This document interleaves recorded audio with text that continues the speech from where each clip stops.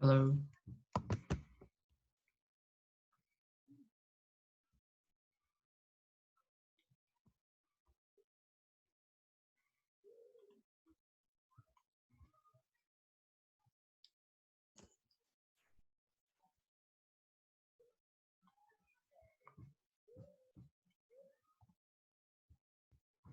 Hey guys.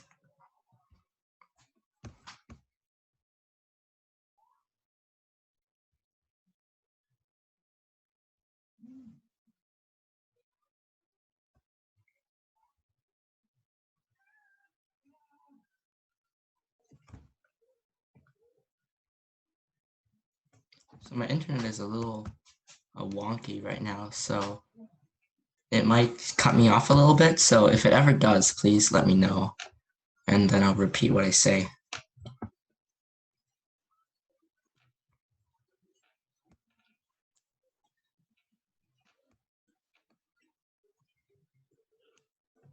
I have a question on the homework.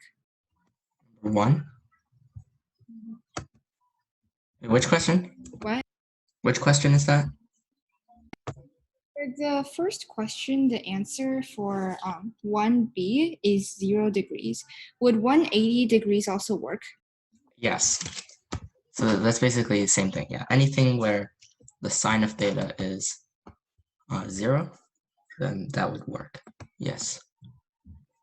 Also for 15, it's like you said how like MVR is equal to like inertia is omega, but like in the answers it's substituted for mr squared instead. 15. Huh? Yeah, 15. So what's your question again? So like should we use MVR for the child's momentum Mm-hmm. or never mind. Okay. So it's just that MVR is if the child has linear momentum, which is translational momentum initially, then you would represent angular momentum. Like any kind of linear momentum can be represented as an angular momentum form.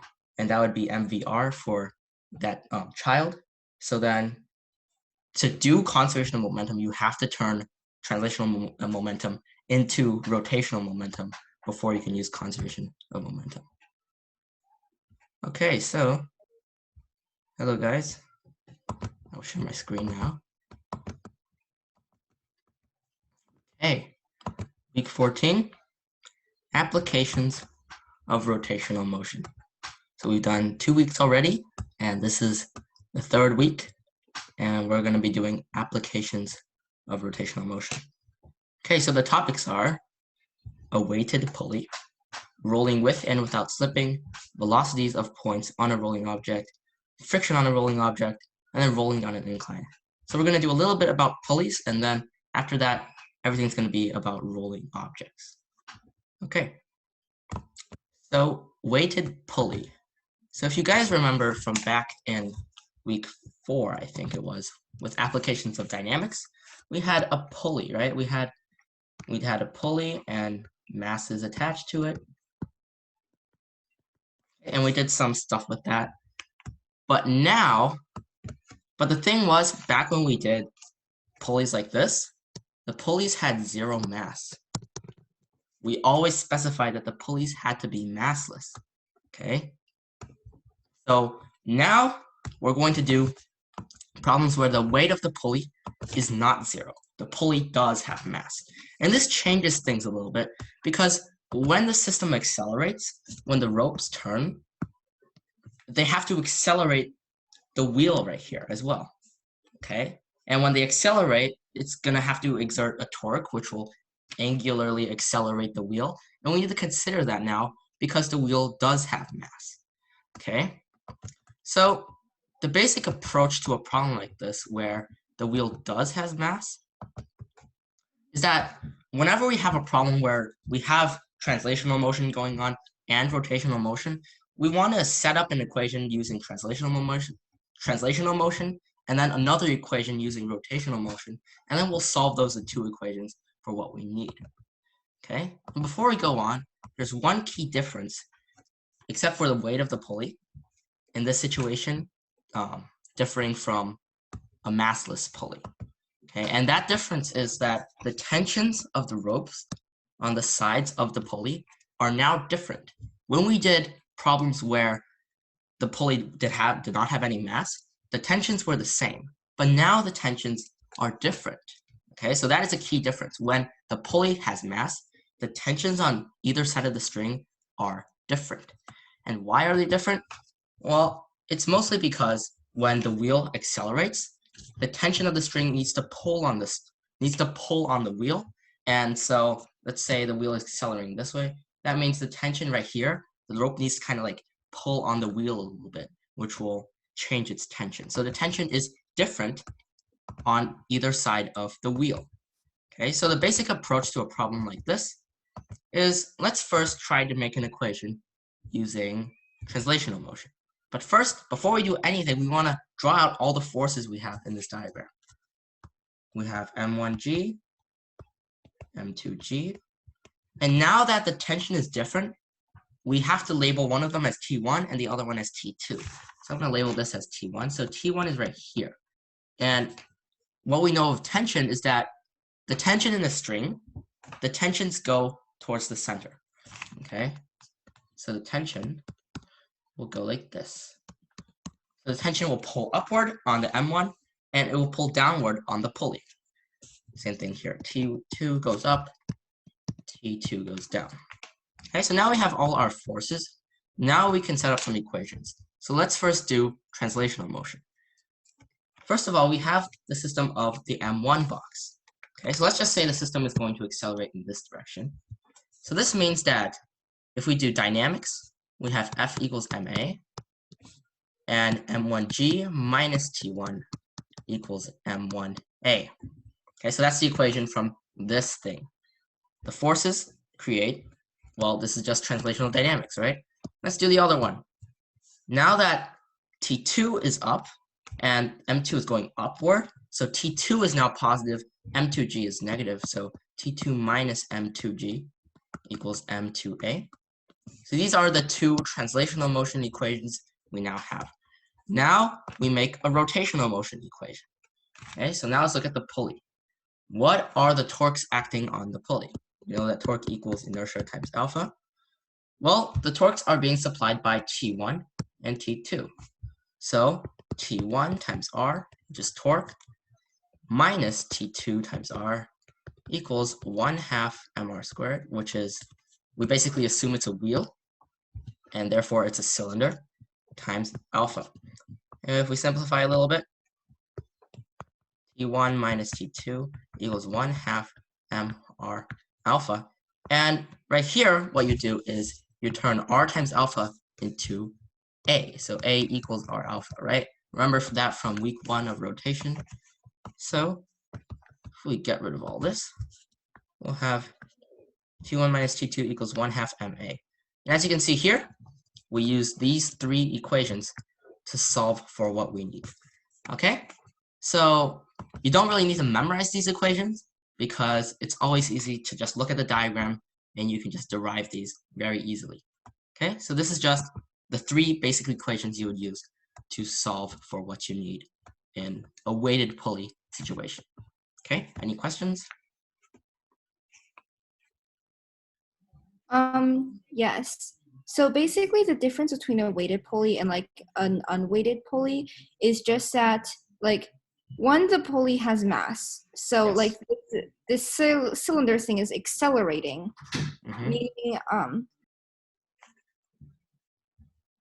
meaning that like now the gravity pulling these boxes down aren't the only thing. Yeah, it's almost like the pulley is a separate mass that you have to consider, right? Because when the pulley has mass, you have to consider it in all your equations. It's just like adding another mass. It's basically the equivalent of adding a mass M3 onto the the pulley if you were to think of it in that way. Okay, so you're basically adding something on, so you have to consider it then. It's not like it doesn't exist or anything. Okay? So let's go on. And we can use those two translational motion equations for the weighted pulleys, right? Yes. Yeah. So those were the two translational motion equations we got from our analysis of the pulley. All right. Two problems here. And you guys know the basic approach. So I think you guys should be good with these. Okay, so 5 minutes. When you're done, chat your answer, and I'll let you know if you're right or not.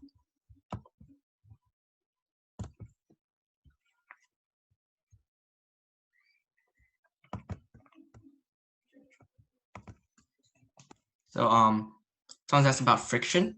Well, normally in real life, yes, there is friction, but assume that in these problems that all the surfaces are frictionless. So there's no friction involved. But if there is friction, you just include it into your equations. That's all you need to know.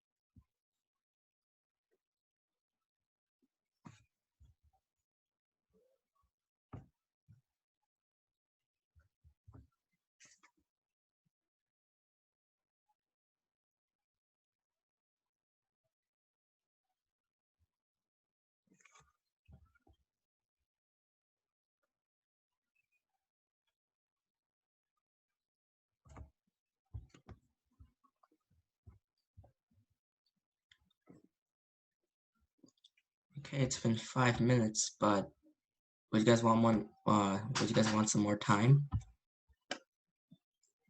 Because I can give you guys more time, but if I give you guys more time, then it will make the class longer than 1 hour.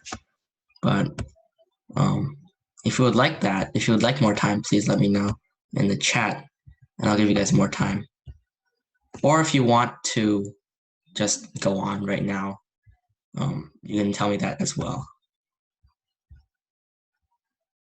Whatever is best for furthering the class.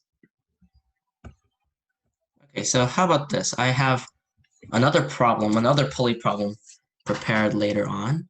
So how about this? I'll just explain the first one, and then that might give you some idea of how to do the second one. Okay, so first one, look at the problem. Let's just draw out a diagram to make it a little easier to visualize. Let's say the 4 kilogram block is M1, M2. We have M1 here, M2. So what are the forces? M2G going down, M1G going down, and then we've got the pulley. Let's just say the mass of the pulley is MP. Okay, so then we have tensions.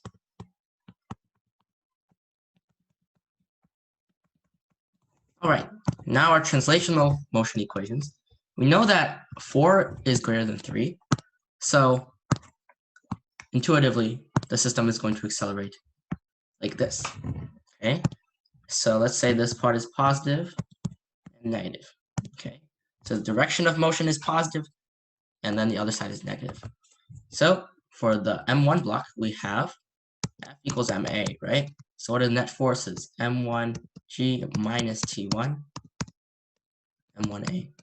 Okay. For this block now, T2 minus M2G equals M2A. Okay. Now we have those two equations. Let's look at the pulley now. What are the torques acting on the pulley? Well, we have T1 times R minus T2 times R. And this will equal to inertia times alpha. Inertia is 1/2 mr squared times alpha. Simplifying a little bit, and then R times alpha, we know that A equals R alpha. Replacing this with A. Okay, T1 minus T2 equals 1/2 MA. So now what? We have 3 equations. We want to find A. So what we do is we isolate T1 and T2 so we can plug them into this equation right here. Okay, so rearranging the first equation, this one turns into T1 equals M1G minus M1A. This one, rearranging, we get T2 equals M2G plus M2A. Now we plug these into this equation right here. Let me write it down here. So to M1A, M1G minus M1A, this is T1 minus M2G plus M2A equals 1/2 MA. Now we isolate A so we can solve for A. M1G minus M2G equals 1/2 MP A plus M1A plus M2A. So now dividing through, A equals M1G minus M2G over 1/2 MP plus M1 plus M2. And if you were to solve for that, I think you should get 1.23. 1.23 meters per second squared. Okay, any questions? Alrighty. So if you're just wondering, if the mass of the pulley was 0, then this would be 0. And then we just get back to our F equals MA equation for a non-weighted pulley. I'm sure you guys are pretty familiar with this equation. Okay, so that's how you would do a weighted pulley problem. So I'll give you guys about 3 minutes to do the second problem here, and then we'll move on.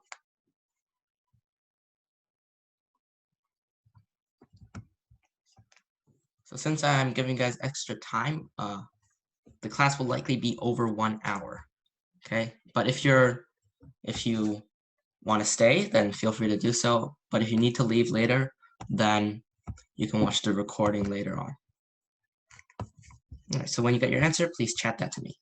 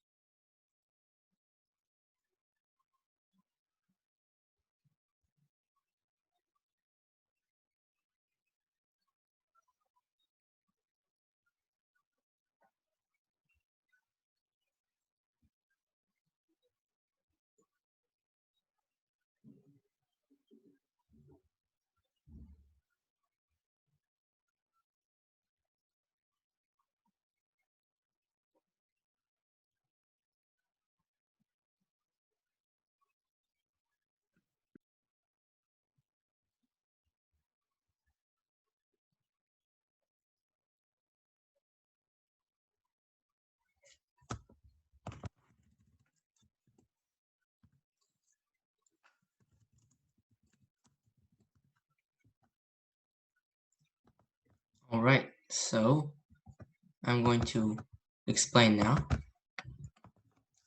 Well, the approach for this problem is identical to the other one. So for the first problem, if you might remember, I'm not going to do all the math before that again, because that would be a little repetitive.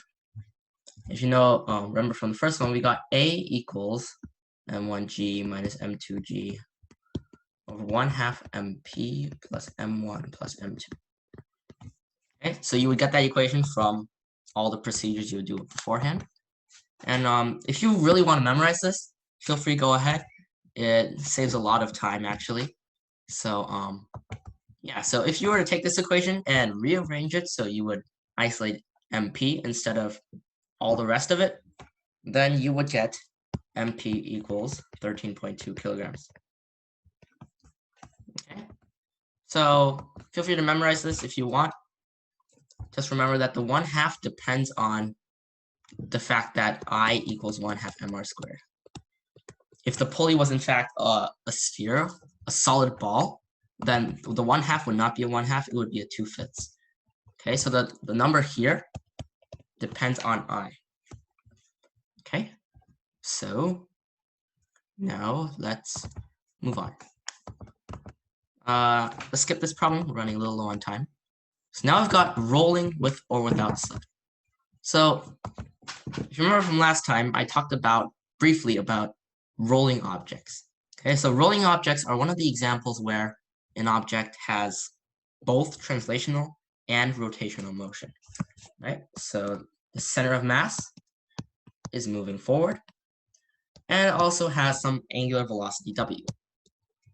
Okay, so that's basically what rolling is. And we have two main types of rolling: rolling with slipping and rolling without slipping. So let's first look at rolling with slipping. What is rolling with slipping? Well, it's pretty hard to describe it with words, but let me give you some examples here. One example of rolling with slipping is if you have a car, right, and the road is very, very icy. It's an icy day, okay, and you press on the gas and your wheels just start turning really madly, but your car goes forward just a tiny little bit, right? It goes forward a little bit, but the wheels are turning really, really fast. They're slipping on the ice, all right? Another example would be bowling, okay? If you, professional bowlers, when they bowl a ball, the ball moves forward, it slides forward, but it doesn't roll, okay? It has no angular velocity. It has no angular velocity. It's just sliding forward. And that's what we call rolling without slipping, rolling with slipping. So the ball is kind of like slipping on the ground. So the physics definition of rolling with slipping means that if we look at the bottom of the ball, this is kind of like a zoomed in portion right here, zoomed in, okay? If this is the bottom of the ball, or like the contact point with the ground, if the object is slipping, then that means the contact point here, the velocity of this contact point is not 0. Basically means the bottom of the ball is moving relative to the ground, which means that it's slipping with the ground, okay? So that's the definition of rolling with slipping. It means that the velocity of the bottom of the ball is not 0, okay? So are there any questions about what rolling with slipping is? So it's just kind of like something slipping on the ground. It's not like rolling, it's just slipping along the ground, okay? It's a little repetitive, but I don't really know how to describe it. Okay, so now we've got rolling without slipping. So that's the complete opposite. Rolling without slipping is when you drive your car on the pavement. You drive your car on a good road in summer, and then it just rolls. It rolls good, okay? It doesn't slip, okay? So another way to describe it is with the bowling ball, right? If you've ever bowled before, you know that after a while, the ball starts rolling. Okay, we're going to investigate why it starts rolling later on. But yeah, after a while, it just starts rolling, and this is what we call rolling without slipping. Okay, it's not slipping. That's really all there is to it. And if we look at the bottom of the ball again, the physics definition of rolling without slipping is that the velocity of the bottom of the ball here has to equal 0. Okay, so I know this might seem a little strange, like why is it 0? Like how could the ball even move if the velocity is 0 right there? But if the velocity is not 0, then the bottom of the ball is slipping on the ground. So the velocity has to be 0 for rolling without slipping, okay? So that is the definition of rolling with slipping, rolling without slipping. Okay, are there any questions about this? Isn't like this slipping thing kind of similar to when there's like less friction, like when there's ice on the ground, that's you kind of like Yeah, that's slide a good along point. to instead. Yes, I will talk about that in the next slide. Oh, not the next slide, but the slide after that, okay? It's a very good observation. So now we have velocities of points on a rolling object. So I already gave you guys one example. So for a ball that rolls without slipping, the bottom of the ball, v equals 0. But the center of mass of the ball, oh, it does have a speed. So this means that the speed of a point on the ball depends on where it is along the ball. And the speed is actually defined with this formula. So if v is the speed, then v equals velocity of center of mass plus WR. And the reason I drew lines above this is that we take the vectors of these values and we add the vectors together, okay? We don't add the magnitudes, we have to add the vectors together. And I hope you guys all know how to do vector addition. And that's why this is kind of different from just adding them together, okay? So this is a formula for the velocity of a point on this ball without slipping, or in general, any kind of rolling object. Okay? So we take the velocity of the center of mass and we add it to W times R. And the reason this formula works is that if we take the ball itself as a reference point, and if we take it as a reference point, then the ball is stationary. If we take the ball itself as a reference point, then it's stationary, okay? If we take it as stationary, then any point on the ball has a velocity vector WR, right? We know that V equals WR. So that's the velocity vector if we take the ball as a reference frame. And then we look at the whole picture, and now that this point also has instantaneous VCM. Okay, so we have two vectors, and we add the vectors together, and we will get the net velocity of the ball.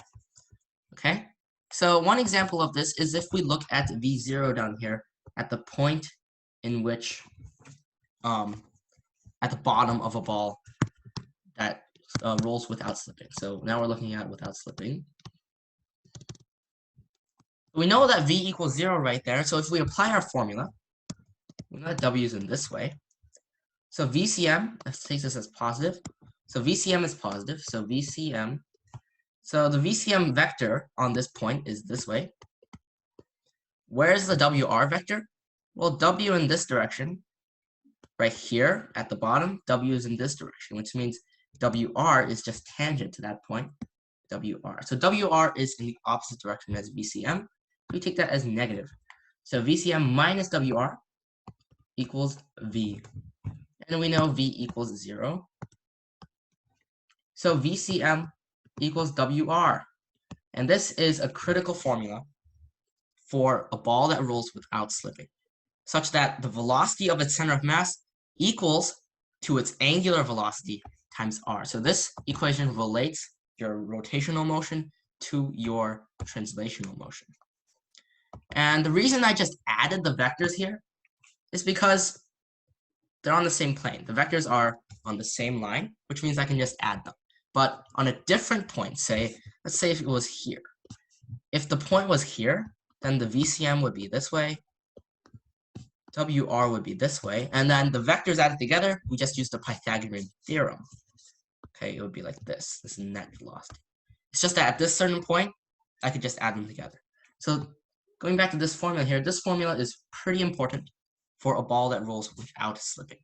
If the ball rolls with slipping, then this formula is not valid. Okay? And another formula you could derive from this one is if we divide both sides by t, VCM over t equals ACM equals alpha r. Okay, so for a ball that rolls without slipping, if there is an acceleration of the center of mass, then that equals to alpha times r, which is alpha is the angular acceleration of the ball. Okay, so are there any questions? Wait, so all of these formulas on this page only like apply to those without slipping, right? Yes. And except for this one. This formula, all. This is without slipping. This is without slip. Okay? So now let's move on to the friction of a rolling object. So this was what Fiona was talking about earlier, where she was like, why does rolling without slipping work when there's a high friction on the pavement, right? If you're on a road, there's high friction. But if on the ice or on a bowling alley, there's low friction, right? So what does friction have to do with rolling without slipping? Well, if we look at the bowling ball example, it's shot forward with translational velocity, but it doesn't have angular velocity. So in the end, we know that by past experience or whatever, you know that the ball will end up rolling eventually, okay, later at some time. Why does this happen? Well, when friction acts, friction exerts a torque about the center of mass. And this torque will equal to I alpha. And alpha is the angular acceleration, and the ball will start having angular acceleration in that direction. And eventually, it will have enough velocity, or angular velocity, and it will roll. Okay, so since T equals Fr, the higher the force of friction, the more the acceleration. Okay, so the reason why your car, when you roll it on ice, it moves forward a little bit, that's because the friction is so low that the angular acceleration is also low. Or let's say the better example is with the bowling ball on a smooth surface, right? If the surface is smooth, then it takes longer for the ball to start rolling. If you were to roll a bowling ball on the street, for example, or your driveway, then it would start rolling rather quickly. Okay, so that's the role friction has in rolling without slipping. We need friction for the object to start rolling. Okay, and one other thing we can know is that friction doesn't always work the same way we did it with dynamics. With dynamics, we always said that if we have VCM in one direction, friction is always in the other direction. Okay, that's what we did in dynamics. But this definition is not perfect. The actual definition we need to use is the velocity of contact point. We need to look at the velocity of the contact point with the ground and compare that to the friction. Okay, so friction is in the opposite direction of the velocity of the contact point with the ground. Okay, so instead of looking at VCM, we have to look at V on the bottom. V on the bottom.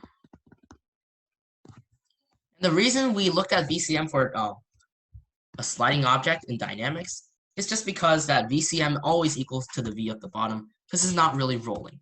But we know that for a rolling object, its V is a combination of the rolling and the VCM. Okay, so for an object that just slides, there is no WR involved. So V always equals VCM. But now we need to consider W times R, because that kind of changes things a little bit. Okay, so this means that the friction of a rolling object is not always in the opposing direction as VCM. It is in the opposing direction of the velocity of the contact point with the ground. So let's look at some examples here. Okay, so one example is where the ball rolls along the ground. Back to the bowling ball. We shoot a bowling ball out, but it has zero angular velocity. If we look closely at the bottom of the ball, we now need to do a little bit of visual analysis. Okay, what happens to the bottom of the ball here? What is the velocity of the contact point here? Well, the ball is slipping, and it's slipping forward, which means that the velocity is in this direction, and therefore the friction is in the other direction. So in this case, friction is in the opposite direction as the velocity of the center of mass. Okay, in this case, yes, it does. Okay, so now let's look at another example. Instead of having zero angular velocity, now we have zero translational velocity with some kind of W, and V equals 0. It's just like you're spinning a basketball in the air and then you drop it on the ground. Okay, in this situation, let's look at the bottom of the ball. Well, we know it's slipping on the ground. It's slipping like this. The bottom is kind of like slipping in that direction. So the velocity is here, which means that the friction is here.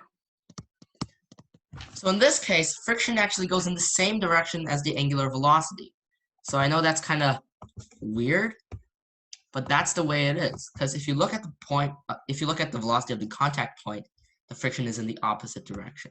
So when you deal with friction on rolling objects, you cannot just look at the velocity of the center of mass.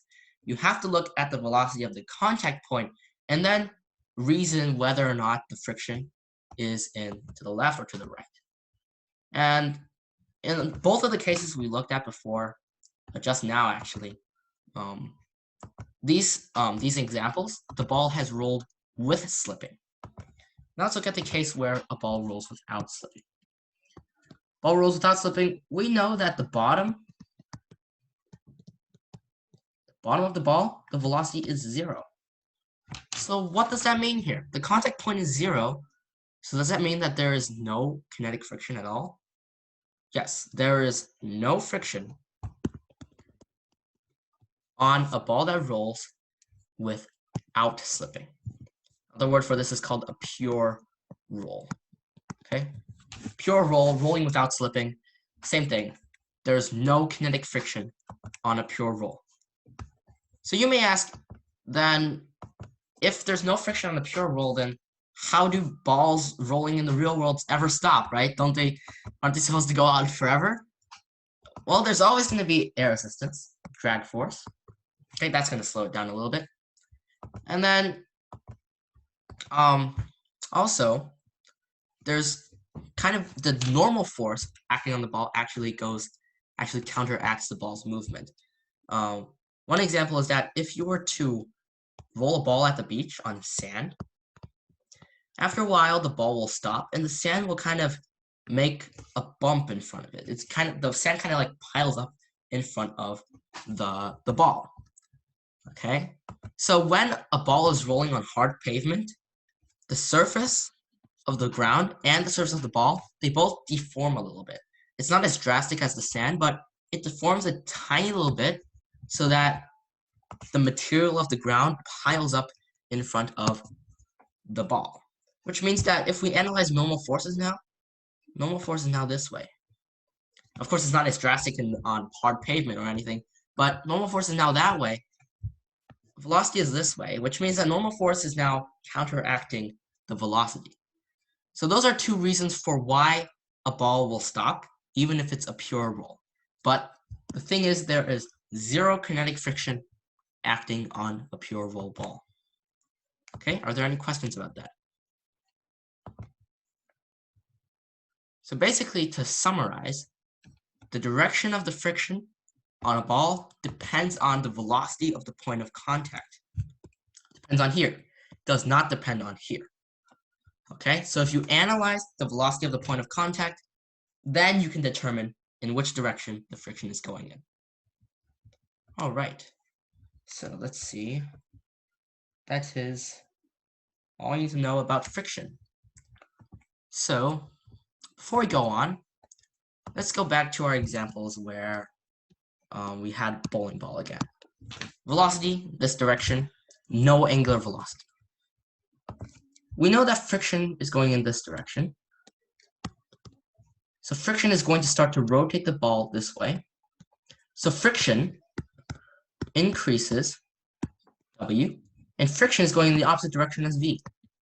So friction decreases V, right? This is just based on the analysis of the situation here. Okay, does everyone understand this? Cool. So if W is increasing and V is going down, then at a certain point, you will reach pure roll, right? W is increasing, V is going down. So W right now is at 0. V is right here. After a certain while, W will increase to an amount where it's the same as V, or WR equals V. Okay, so in this situation, after a while, the ball will go into pure roll, into rolling without slipping. Okay, so in this situation, we can see that after a while, the ball will roll without slipping, even though it's slipping right now. Okay, so does the same thing work with a ball that's rolling initially without translational velocity? Does the ball eventually result in rolling without slipping as well? Well, if it's rolling like this, without any translational velocity, then the friction is in this direction. Friction goes in the opposite direction as W, because the torque is now this way. So W is going down. Friction is going in the same direction as V. It's adding to the velocity. So you might have not, this might be counterintuitive, but in this case, friction actually increases the velocity. All right. So after a while, W will be low, V will be higher, and then pure roll will happen. So after a while, WR will also equal to V. So the cool thing here is that the way the laws of physics works is that any object that rolls without slipping initially will always end up later rolling with slipping. No, rolling, let me rephrase that. If a ball, if anything, any kind of object is initially rolling with slipping, after a certain while, the ball will end up rolling without slipping. Any kind of object, okay? So that is another thing you should remember. All right, so I've lectured you for like 20 minutes now. Let's go on to some problems. So before we do some problems, I have an example problem. Since the problems involving rolling are actually pretty difficult. Okay, so we have this problem here. Solid ball with radius 0.4 meters, spinning at 7 radians a second is placed on the ground. The coefficient of friction is 0.2. After some time t, the ball will be rolling without slipping on the surface. Find t, final velocity v, and the distance the ball rolls before the pure roll. So these are the three things we need to find here. And these three things, the method for solving each of these three things is different. And I'm going to tell you exactly what method you should use to find each of these values. So first, how do we find t in this case? Well, we know that since this ball is initially spinning with slipping, okay, it's rolling with slipping. After a while, it will roll without slipping. Okay, it will have W, it will have V. Let's say this as W0, W final, V final.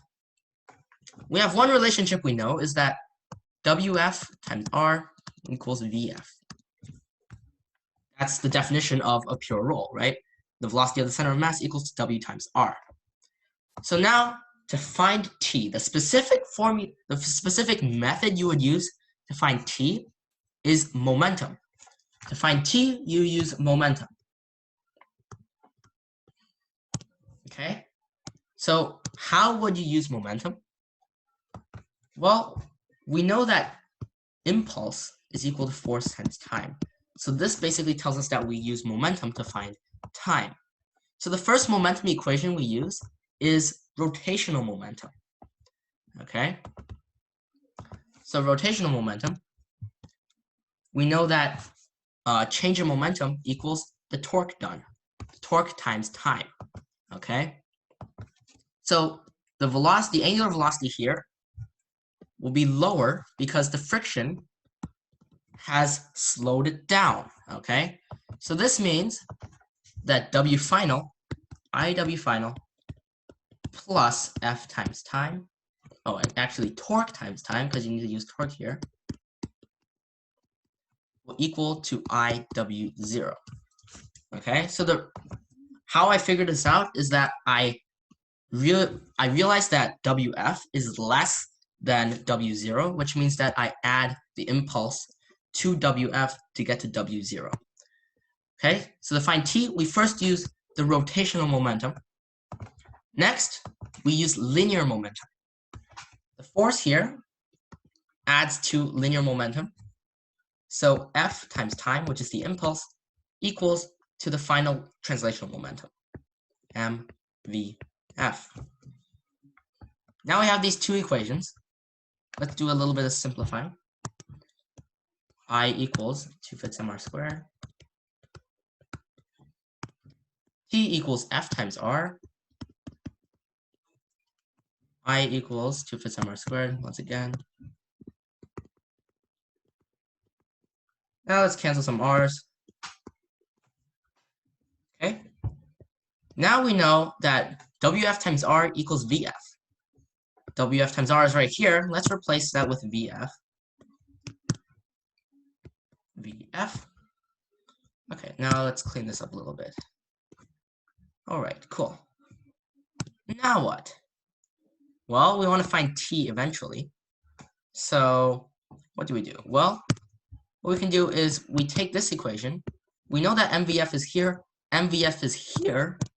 So if we multiply this equation by 2 fifths, 2 fifths FT equals MVF. 2 fifths MVF. Right? Plugging this in,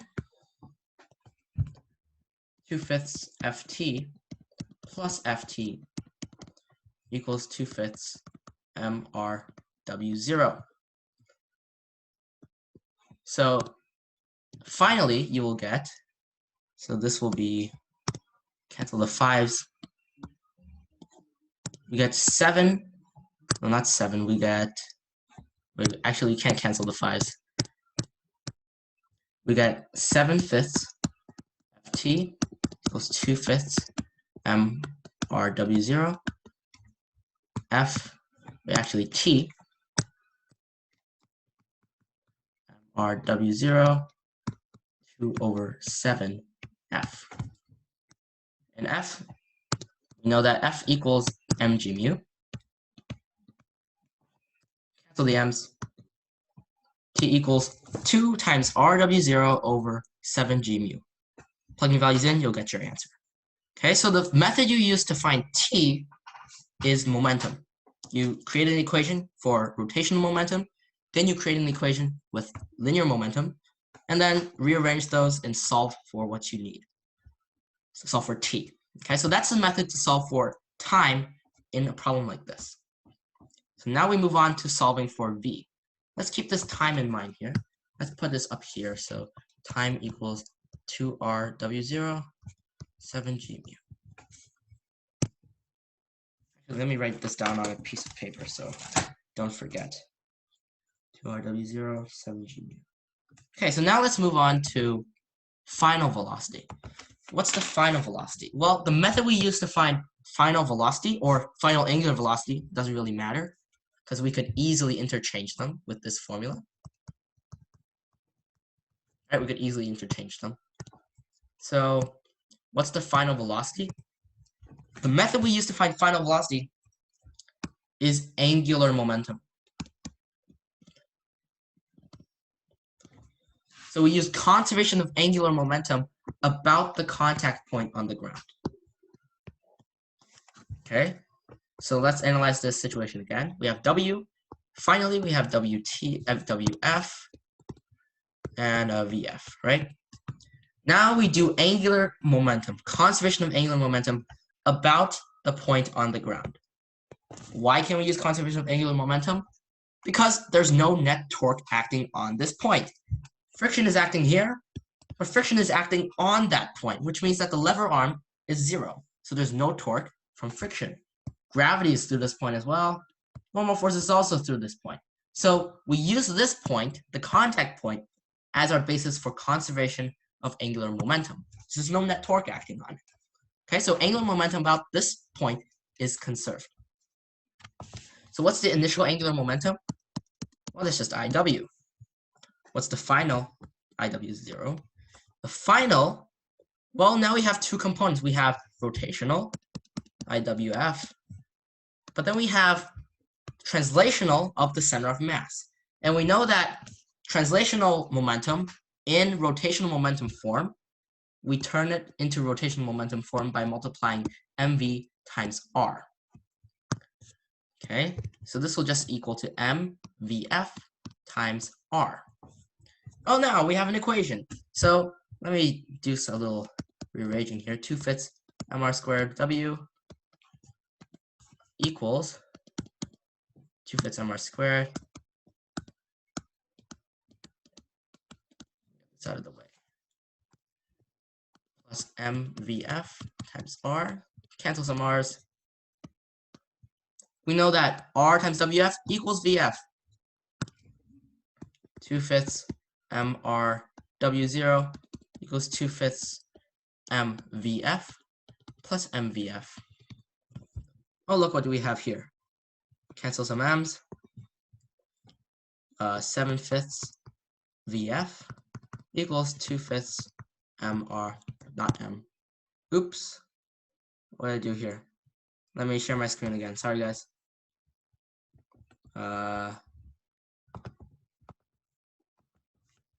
Uh-oh, so all my work is gone. That sucks. I hope you guys understand how that works. Okay, so basically you use conservation of angular momentum about the contact point on the ground to find your velocity. Okay, so I think your final velocity should be I think it should be 7/2, 2/7 RW0. Okay, so final velocity, angular momentum.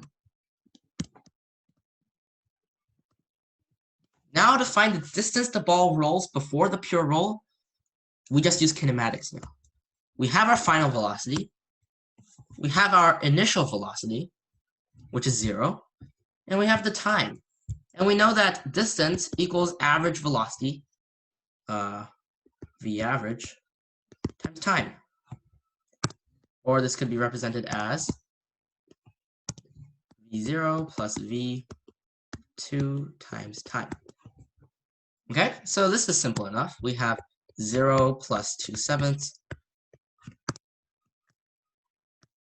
RW0, because this is the final velocity, times the time. And time is, let me see, what is the time? Time is 2RW0, 7G mu. So let's do some simplifying. This breaks down into 1/7. And then we will get 2R squared W0 squared over 49 G mu distance. All right, so basically, to find your distance, you will need to first find T, then find V, then use some kinematics. Okay, so the hard part is finding T and finding V, then D is just going to be kinematics. All right, so to summarize, to find time, you have to do momentum. First you do rotational momentum, then you do translational momentum. For final velocity v, you have to do conservation of angular momentum about the contact point.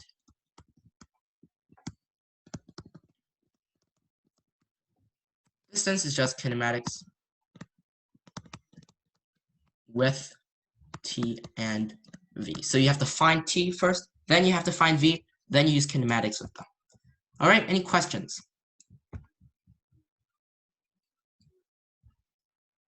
Alrighty, let's do some problems. So it's 8:56 right now.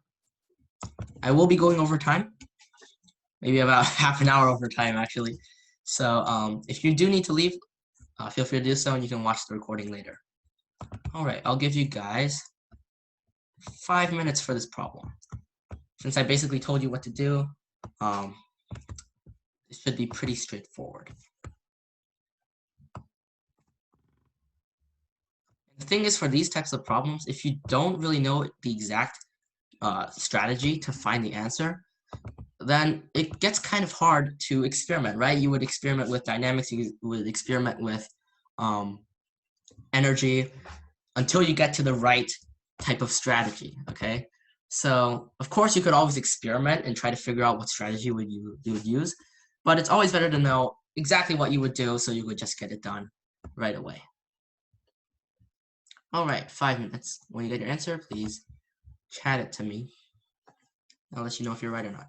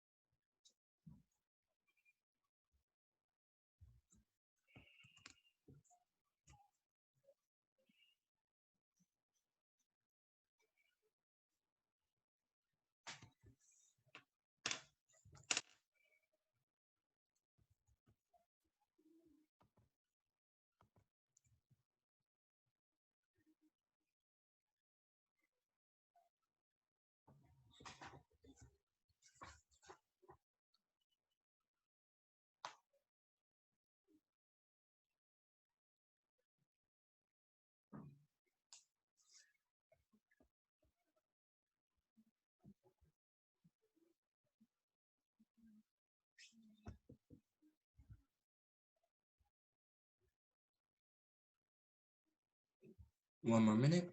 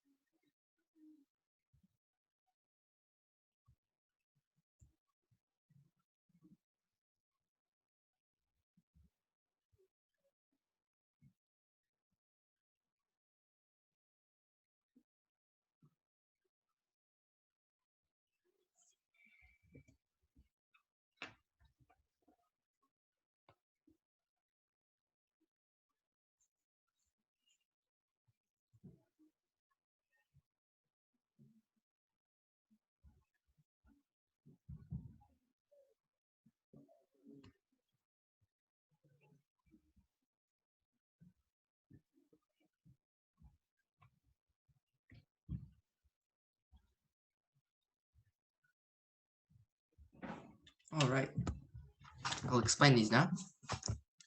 So we want to find time t. So the method we use is momentum. We first do momentum on the translational motion, then we use momentum on the rotational motion. Let's look at the initial situation here. We know that initially it has some velocity, but zero angular velocity. Let's call this v0. In the end, we have w final, v final as well. And these two are related by wf times r equals vf. All right. So now, which direction is the friction being applied? Well, if we analyze the bottom of the ball again, it's kind of slipping forward like this initially.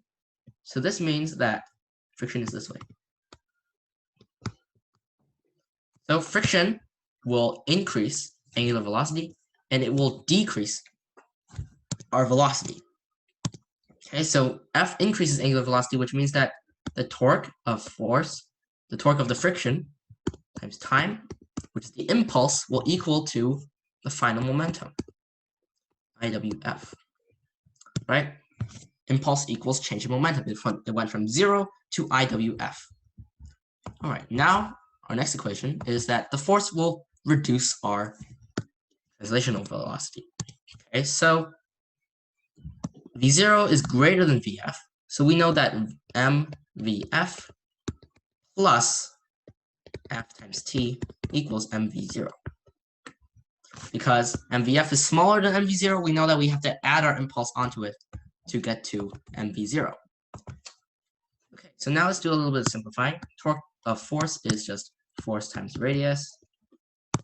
Inertia is 1/2 mr squared. It's a can of beans, it's a cylinder. All right, so now a little simplifying. R times WF, that's VF. So FT equals 1/2 mVF. Okay, so now to find T, we need to substitute mVF in terms of F times T. Multiplying all of these by 2, we get 2FT equals 1/2 m, not 1/2, just plain mVF. So plugging this in, 2FT plus FT equals mV0. Then we get 3FT equals mV0. T equals mV0 over 3F. And F is mg mu. So it's just V0 over 3g mu.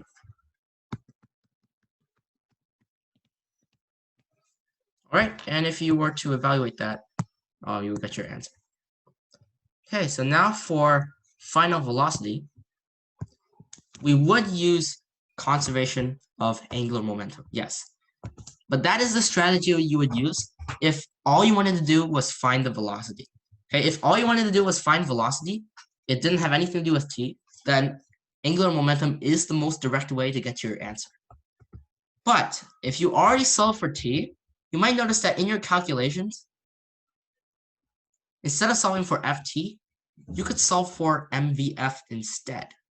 Okay, so actually momentum is also a way you can use to solve for MVF, or your final velocity. Okay, so final velocity, let me say this again. There are two ways actually, momentum and conservation of angular momentum.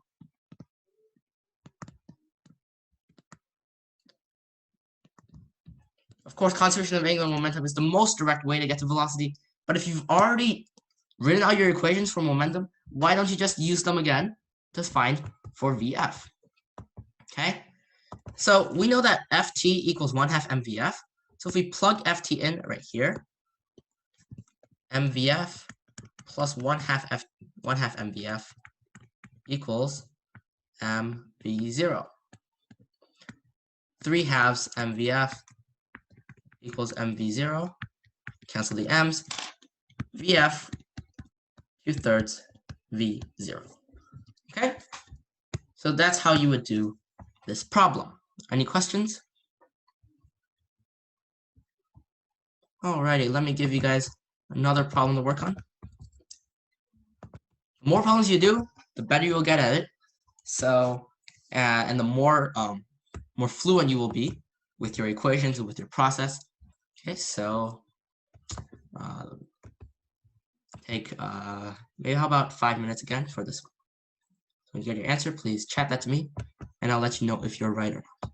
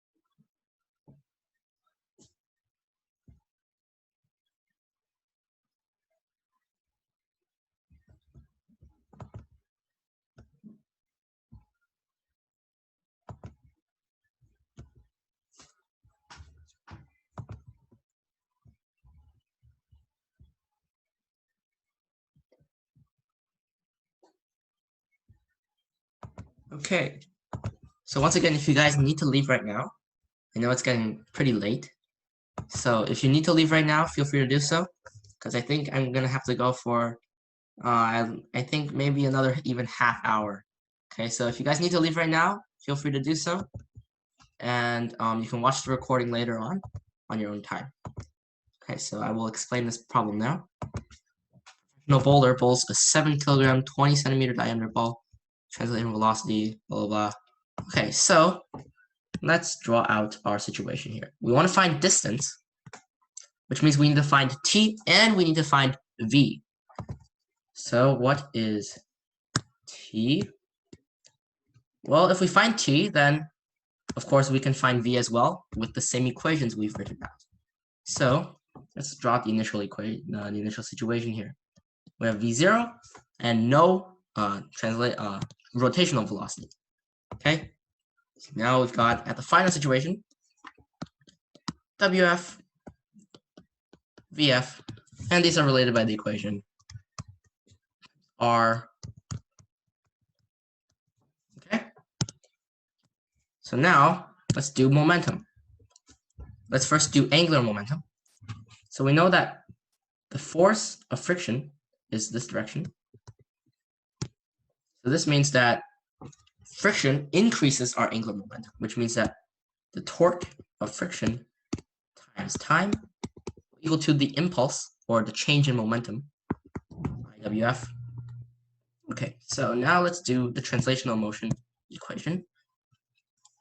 V0 is bigger than Vf, which means that the friction has slowed down the translational velocity. So this means that mvf plus frictional force times t equals mv0, right? Because mvf is smaller than mv0, we need to add the impulse to get to mv0. Okay, so now let's do a little bit of simplifying. Torque, according to the friction, is force times radius, and the inertia is 2/5 mr squared. A little simplifying here. And r times wf, vf. Force times time equals 2/5 times mvf. Okay, so now we solve for t. Multiply these by 5/2. We get 5/2 ft equals mvf. So now let's put this in here. So we get 5/2 ft plus ft equals mv0. So 7/2 ft mv0. So t equals 2/7 mv0 over f. So f friction is mg mu. Cancel the m's. T equals 2v0 7g mu. Okay, so the approach is getting pretty systematic now. The more you do it, you know exactly what the next step is on your way. Okay, so that's the time. Now we find the distance. Now we find the final velocity. So instead of multiplying this equation by 5/2, we keep it as it is. We plug this equation into here. So we plug ft in as in terms of mvf. So now we have, what is it? 7/5 mvf equals mv0.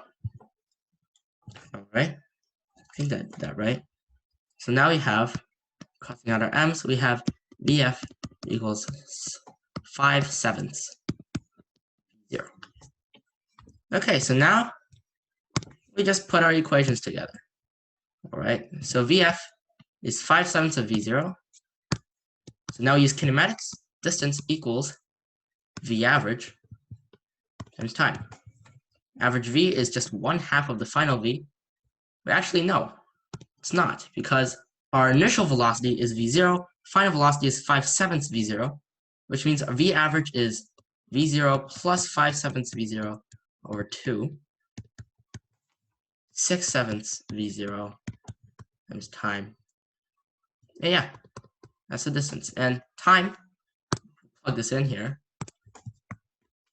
Our answer for time is 2v0 over 7g mu.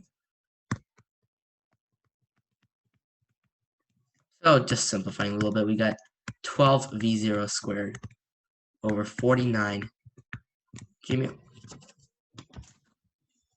Okay, are there any questions? Alrighty. That will be it for not just this section. Now we have more sections, okay? So I know it's getting late. If you need to leave, once again, go ahead, feel free to do so, and you can watch the recording later. So now we have rolling down an incline. So all the problems we've done before are rolling on a flat surface, okay? And the things that go on with rolling on a flat surface are completely different from the things that go on with down an incline, okay? So the things that we learn with a flat surface, we can't really apply those to down an incline, because when something goes down an incline, things get a little bit different, okay? So one key difference is that when something rolls down an incline without slipping, it does have friction. When it was on a flat surface, we had no friction, but when it goes down an incline, yes, it does have friction, even if it rolls without slipping. Okay, so this is kind of like a check mark. There is friction for a ball rolling down an incline without slipping. Even though it's not slipping, it does have friction. Okay, and basically, everything we've learned about inclines are basically the same. Except there's one key difference here. And the difference is that when the ball reaches the bottom of the incline, it has to have both WF and VF, right? It has both rotational kinetic energy and translational kinetic energy. So this means that the gravitational potential energy it has been split. It's split between the rotational and the translational kinetic energies. If we were to just look at a box going down an incline, at the end, all it has is translational kinetic energy, which means that it has more translational kinetic energy. It has a higher translational velocity, okay? But here, the gravitational potential energy with a rolling object has to be shared between rotational forms and translational forms. So the final velocity is different between an object that just slides down versus an object just that rolls down, okay? And the velocity here is higher, okay? So since the final velocity is different, the acceleration down the incline is also different. So the acceleration of a ball down an incline, it's different from the acceleration of this box down the incline. Because when the ball needs to roll, right? When the box rolls, the energy needs to turn into both into translational and rotational form. The energy needs to split up, so it goes down slower. So the acceleration of a rolling ball down the incline is different than a sliding box. So let's do some force analysis on a rolling object down an incline. The friction is still mg mu cosine theta. Okay, that doesn't change. And the downward force is still mg sine of theta. Okay, let's label this as friction. All right, so as with any kind of object with both translational and rotational physics, we set up two equations, okay? The first equation is for rotational physics. So for rotational physics, the ball has some kind of alpha, angular acceleration, down the incline. And we know that ACM equals to alpha times r from the equation we did back a while back, maybe an hour back, okay? So we know that. So what we do now is we analyze the torque on this ball. Friction supplies the torque that makes it roll. Okay, so friction is right here. So F times R, that's basically the only torque we can see here, right? Gravity is applied to the center of mass, which means that it cannot supply torque. Okay, so friction is the only supplier of torque in the situation. Friction times R, which is torque, equals inertia times alpha. And for the inertia, let me represent inertia in terms of beta. Beta mr squared. The value of beta varies depending on what the shape is, right? If it's a cylinder, beta would be 1/2. If it was a solid ball, beta would be 2/5. Okay? So now FR equals beta MR squared alpha. Simplifying a little bit, F equals beta MR squared, MR alpha, F equals MA, beta MA. This is a formula you guys should, you don't really need to remember because you could always derive this from the situation, but it's a good one to keep in mind. Friction equals to beta MA. So as we can see here, the friction is a constant value, which means that if beta varies, then A varies as well. So this means that beta, the acceleration of a rolling object down the incline, depends on the value beta, right? Because friction is always a constant value. And if beta varies, then A has to vary as well. Okay, so that's something you should note. The acceleration down the incline depends on beta. All right. So now we can do our translational analysis. So our forces are mg sine theta minus F. We've done this a lot. This equals ma. F equals beta ma. So F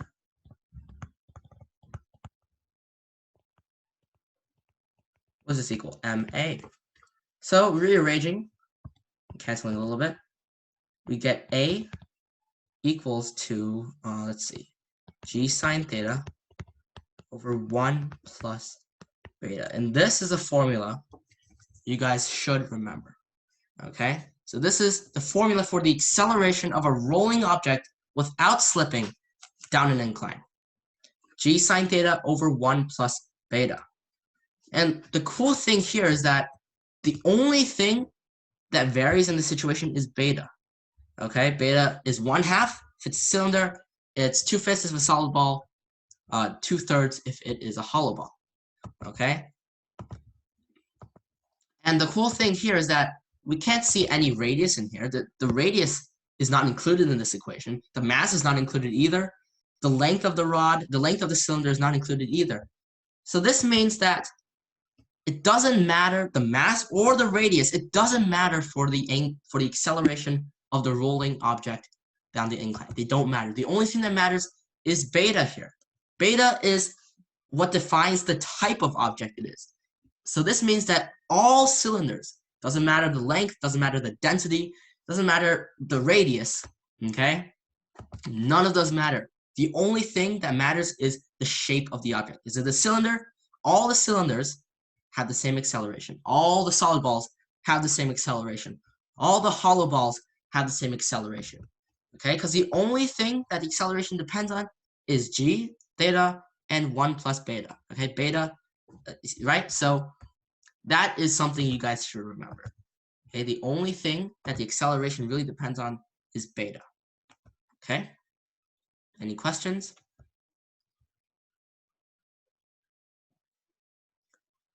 Okay. So let us do some problems. 2 problems here. These are more like, these, you don't have to do any calculations for these. So I'll give you guys 2 minutes to think through these problems. And when you get your answer, please chat that to me and I'll let you know if you're right or not.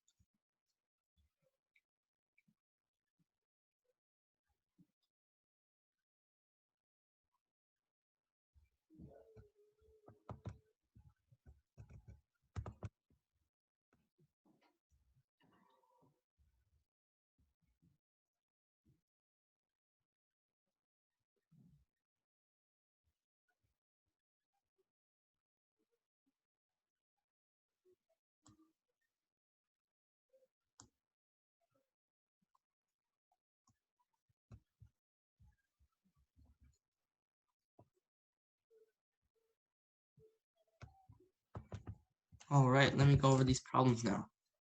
So, if we remember, the angular acceleration, or the linear acceleration, of a ball down an incline is g sine theta over 1 plus beta. So the beta for a hollow ball, that's 2/3. The beta for a solid ball, 2/5. The beta for a cylinder, 1/2. If we do some analysis here, we know that A is proportional to 1 over 1 plus beta, which means that when beta goes up, A goes down. When beta goes down, A goes up. So the smallest value of beta will give the highest value of A, which means the fastest acceleration, which means the smallest value of beta will give the first place winner, okay? So what's the smallest value out of 2/3, 2/5, and 1/2? Oops, that is 2/5. The solid ball is first. Second one is the middle, which is 1/2. The third one is hollow ball. Okay? Next one. I have 3 cylinders. These are all their attributes. I roll each cylinder down an incline. Which one rolls to the bottom first? Well, they're all cylinders. So since A equals g sine theta over 1 plus beta, beta is the same for all of them, g is the same, theta is the same for all of them. So they all reach the bottom at the same exact time. Okay? So they're all the same time. Okay, any questions? Alrighty. 2 more problems. I promise these are the last 2 problems for today. I'll give you guys 5 minutes to do these. And when you get your answer, chat that to me and I'll let you know if you're right or not.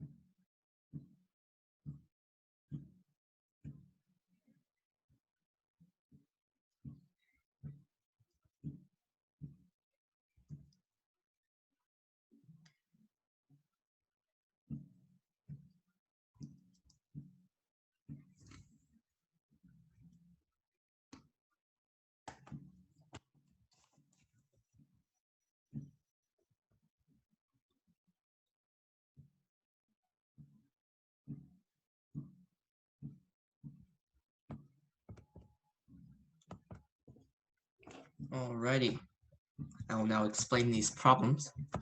So we know that the acceleration is equal to g sine of theta over 1 plus beta. Okay, so for a hollow ball, beta is 2/3. So A equals g sine of theta over 5/3. Okay, so which means it's 3/5 g sine theta. If you were to evaluate that, you would get your answer. Now for the solid ball, basically the same thing. A equals g sine theta over 1 plus 1/2.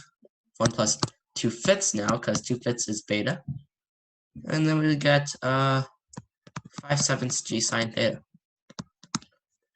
Cylinder, it would be g sine theta over 1 plus 1/2, or 1 over 3/2, or 2/3 g sine theta. For hoop, beta is 1. This g sine theta over 1 plus 1, or 1/2 g sine theta. Alright, pretty straightforward. For the last problem, we want to find the maximum angle the incline can be such that the solid ball will not slip. Well, if you remember, we know that the friction equals to beta ma. If you don't remember that, let me evaluate that again. Okay, so we have friction this way, and that's mg sine theta alpha. So if we analyze torques on this ball, friction is the only thing that provides torque. So F times R equals inertia alpha. Fr equals beta mr squared alpha. We know that alpha R equals ACM. So simplifying, this is ACM. So F equals beta MA. Okay, so F equals beta MA.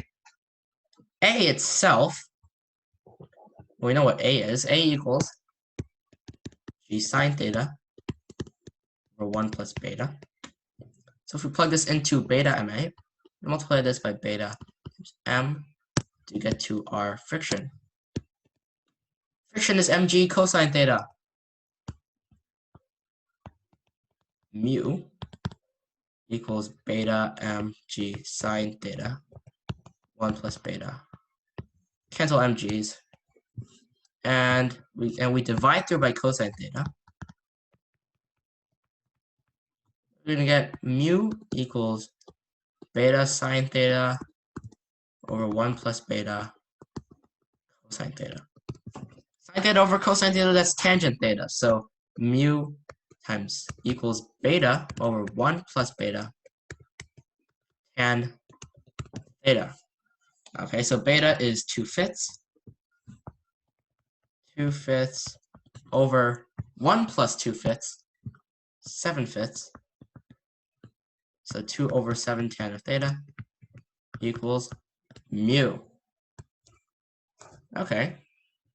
Want to find theta, so let's rearrange this a little bit. We got 7/2 mu equals tan of theta. Theta equals inverse tangent 7/2 mu. So let me solve this real quick. 0.3 times 7 over 2 negative tangent. Oops, I'm in radians.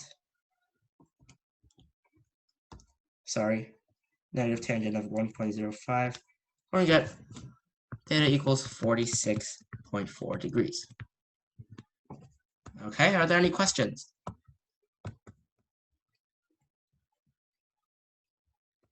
All right. Thank you guys so much for being so patient and staying this long for the lesson, okay? So I hope you guys learned all the stuff. And I know it was a lot, so if you ever need to review any of the things, the recording will be on YouTube, okay? So thanks again, guys, and good night. Bye.